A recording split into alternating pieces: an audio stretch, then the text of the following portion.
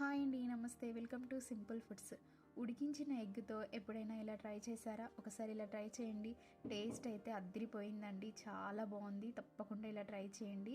Egg అయితే ఎవరైతే తినరో, వాళ్ళకి ఇష్టం ఉండదో, వాళ్ళకి ఇలా చేసి పెట్టారంటే తప్పకుండా తింటారండి. ముందు 2 ఎగ్గుల్ని తీసుకొని ఈ విధంగా ఒక గిన్నెలోకి వేసుకొని ఉప్పు కారం వేసుకొని కలుపుకొని పక్కన పెట్టుకోవాలండి. స్టవ్ ఆన్ చేసుకొని ప్యాన్ పెట్టుకొని 3 స్పూన్స్ ఆయిల్ వేసుకొని ఆయిల్ వేడయ్యాక కొంచెం జీలకర్ర వేసుకోవాలి. నేను ఇక్కడ ముందే ఆనియన్స్ పచ్చిమిర్చి కట్ చేసి పెట్టుకున్నానండి. ఆనియన్స్ పచ్చిమిర్చి వేసుకొని ఫ్రై చేసుకోవాలి. ఆనియన్స్ పచ్చిమిర్చి కొద్దిసేపు ఈ విధంగా ఫ్రై చేసుకోవాలండి. ఇలా ఫ్రై చేసుకున్న తర్వాత ఒక టమాటాని సన్నగా కట్ చేసుకొని వేసుకోవాలండి. టమాటా కూడా ఆయిల్లో మగ్గిపోవాలి, చక్కగా మగ్గించుకోవాలి.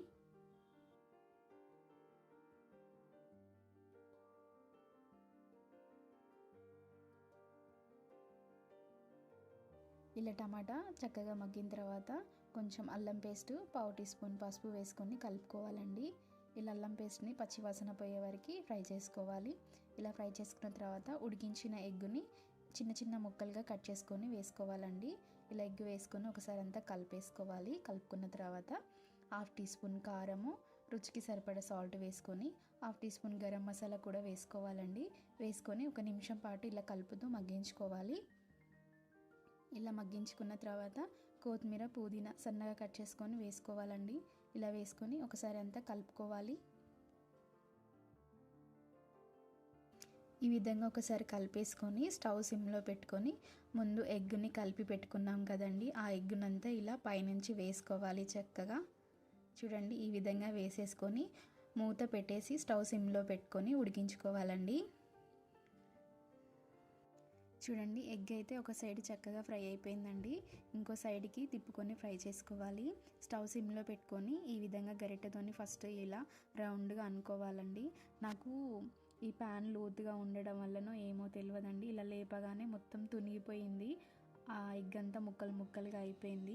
ఇలా అయ్యింది కదా, కొంచెం కొంచెం కొంచెం లైట్గా మాడింది. అయితే ఈ వీడియో పెట్టొద్దు అనుకున్నాను, కాకపోతే టేస్ట్ అయితే అద్దిరిపోయిందండి, అందుకే వీడియో పెట్టాను. మీరు కూడా చూసి నేర్చుకుంటారు కదా, చేసుకుంటారు కదా అని పెట్టాను. టేస్ట్ అయితే చాలా బాగుందండి. ఇలా తిప్పి వేసుకున్న తర్వాత 1 నిమిషం పాటు ఫ్రై చేసుకొని స్టవ్ ఆఫ్ చేశానండి. నేనైతే రైస్లోకి తీసుకుంటున్నానండి. రైస్లోకి ఇది ఎగ్ ఫ్రై ఒకటి ఉంటే చాలండి, ఇంకే కర్రీస్ అవసరం లేదు. రైస్లో కలుపుకొని తినేయచ్చు. వేడి వేడిగా తింటుండే అయితే టేస్ట్ అయితే అద్దరిపోయిందండి. తప్పకుండా ట్రై చేయండి. మీకు ఎలా వచ్చిందో కూడా కామెంట్ చేయండి, సపోర్ట్ చేయండి ప్లీజ్. నచ్చితే మాత్రం తప్పకుండా లైక్ చేయండి, షేర్ చేయండి. బాయ్.